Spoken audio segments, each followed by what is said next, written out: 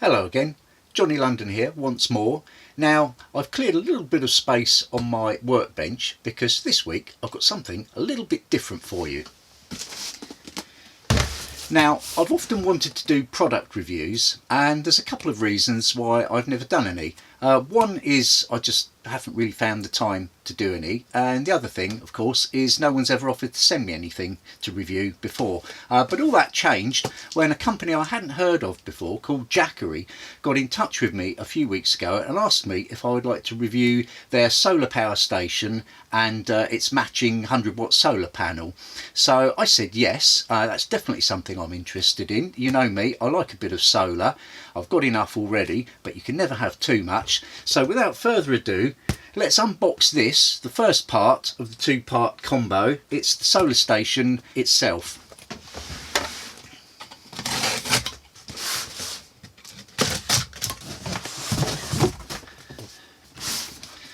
Okay, so here it is. It's called the Jackery solar generator. Now the first thing to note about that is that on its own it's not actually a generator, it's more a storage device. So it contains a lithium battery and it's got all the electrical gubbins associated with that to ensure that it can be charged and used effectively. But let's get inside.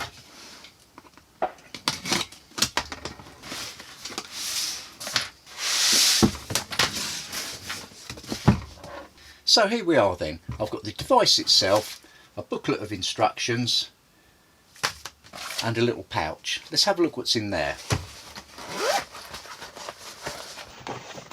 There are three ways to charge the solar station. One is with the 12-volt adapter suitable for car type sockets, another is via the 240-volt power adapter, and the third way of course is with solar, which we'll come back to. Okay, so here it is. It's quite small and it's solid, but you could carry it as far as you wanted to really without any problem. The handle's quite comfortable. Now on the front you've got everything you need. You've got your 8mm MC4 connector, that's for hooking up the solar panel. You've got two 5-volt USB-A type sockets that can each deliver 2.4 amps.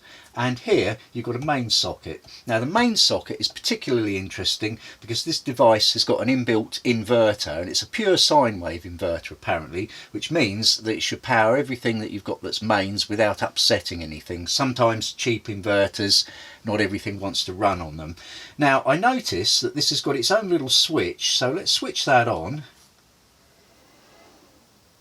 Oh, that's quite reassuring.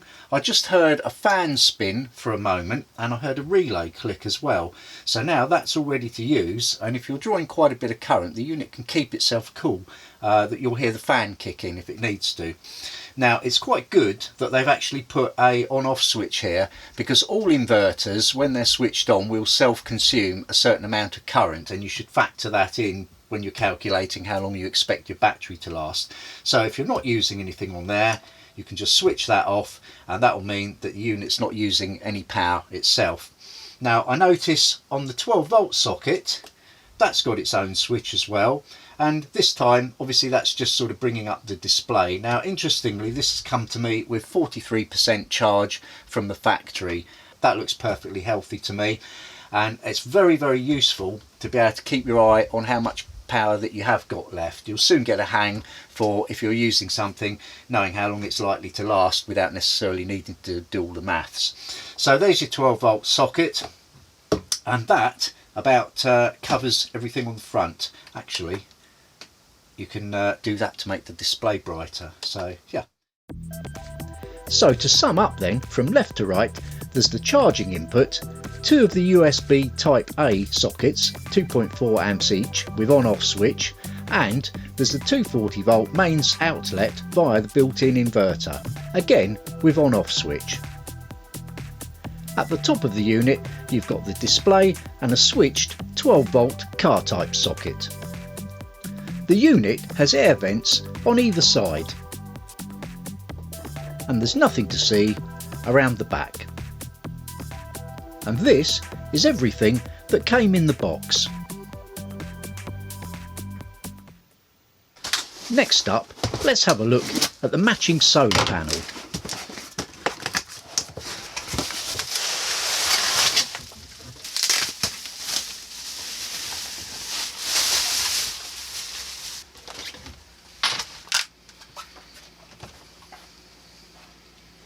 Okay, so I've just about fitted this onto my workbench here, and straight away I'm struck by the sort of intriguing nature of the construction. It looks as though it's monocrystalline cells, which are the most high efficiency kind. In fact, it does quote 23% efficiency, which is very good for solar panels, and they've got a sort of plasticky, rubbery sort of coating to them, a sort of dimpled effect on there. I guess that's just to make it rugged to the outdoors, although it does say not to get it wet. I think it's kind of IP rated, but to the sort of, just the sort of rating where, you know, you can wipe it with a damp cloth, something like that, but you don't want to get it soaking wet. Now it's got, obviously it folds in half, and it's got quite good handles here, and the outside feels like sort of canvas. I've just figured out what this is actually. Yeah, that's the supports. It's got one on either side. Oh, what's here? Oh, so we've got our solar lead attached here to go into there, and this one will be... That'll be for charging the unit from 12 volts, Johnny. Whilst the unit can be used in pass-through mode to power things while it's being charged, Jackery don't recommend this for maximum battery life. However, they have rather thoughtfully included USB-A and USB-C outlets on the panel itself.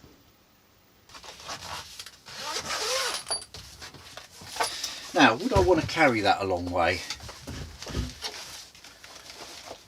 Yeah, it's absolutely fine, that's I should add, I've already carried it a couple of miles because I had to pick it up from the post office, and that was a couple of miles away. But of course I kept it in its box to save that for doing now, you know.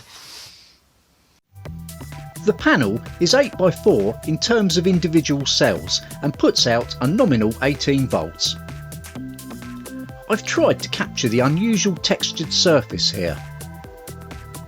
Here's the panel folded in half. Oh, and it's got magnetic handles. You'll have to excuse any extraneous noises while I'm filming, but I am on a narrow boat and there are boats going past, and there's also a train line not too far away as well. But anyway, I've laid everything out so we can see what you get if you get the complete package. You get the SolarSaga 100 folding solar panel, you get the little device itself, the solar station, and you know, various booklets, instructions, the 12 volt lead, the power supply, and of course there's the other 12 volt lead, the actual lead from the panel itself, tucked around the back of the panel. So there it all is, and I think the next thing for me to do is to set it up in a way that I might use it.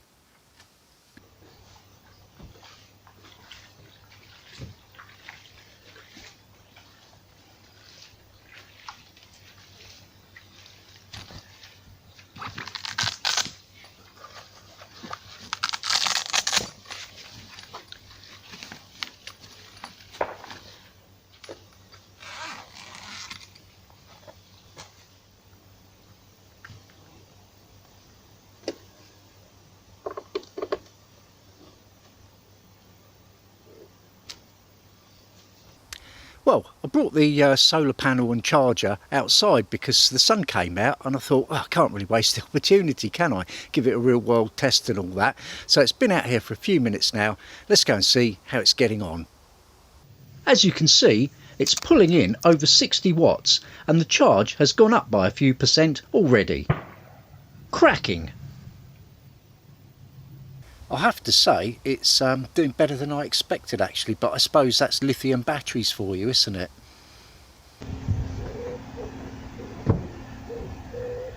Well, the weather might not have lived up to expectations, but the Jackery did. Over a few hours of on and off sun, it's managed to get itself up to 100% charge, so I can pack it away and bring it back inside the boat for the next part of the test.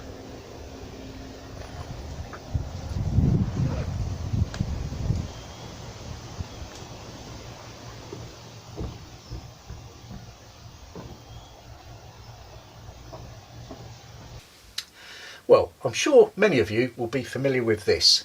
It's my TV corner, as I like to call it. I've got my television, my trusty NAD amp, my media centre and hard drive, and a couple of video recorders, or PVR. There's no tape involved. I'm not that old, honestly. Now what I normally do is I normally run them off this little inverter here, as you probably know, and that in turn comes from the house batteries on the boat.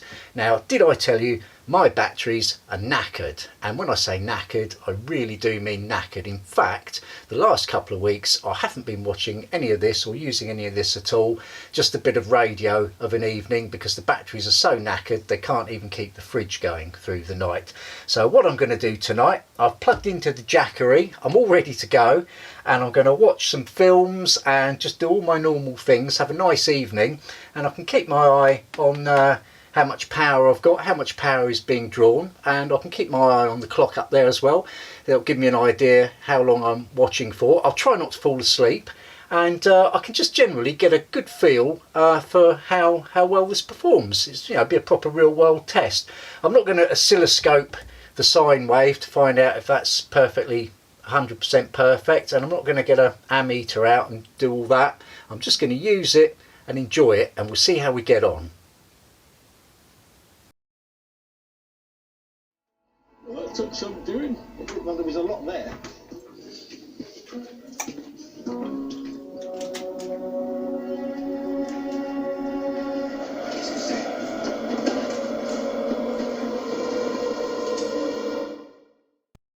After a couple of hours at around 30 watts an hour, I've still got 3/4 of the charge left. That's pretty impressive. Well then, so it's time for my summing up chat. Now, I've had the Jackery for a few days now, and very handy it's come in too. I've got it set up there on the roof at the moment, just getting a little bit of a top up, so I've got plenty in the power pack for tonight's movies. And I've thought of a number of uses that this thing could do. I mean, obviously it's meant for sort of camping, fishing, that kind of thing, where you're looking to take a little bit more power with you, because you know what it's like nowadays. You've got your laptop and you've got your tablet and your phone and all this kind of thing. Not only does it mean you can take more power with you, but if you've got the solar panel as well, you can replenish. So if you're away for an extended period of time, that could be very useful. But in my case, someone like me on a boat, it's ideal as an emergency backup power supply. If something happens one night and my batteries just completely stop working, or there's a fault with the electrics in that kind of way, I can always pull this out and I'm running again. You know, I've got an evening's entertainment back on the agenda.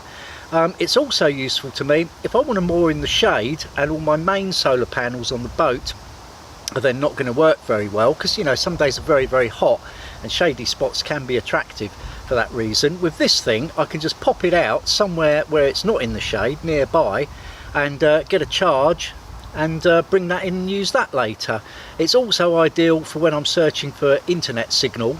Sometimes down in the cut you can't get a signal. Occasionally I have to hike with the laptop in my rucksack and the router and whatnot, or the phone, and try and find a signal.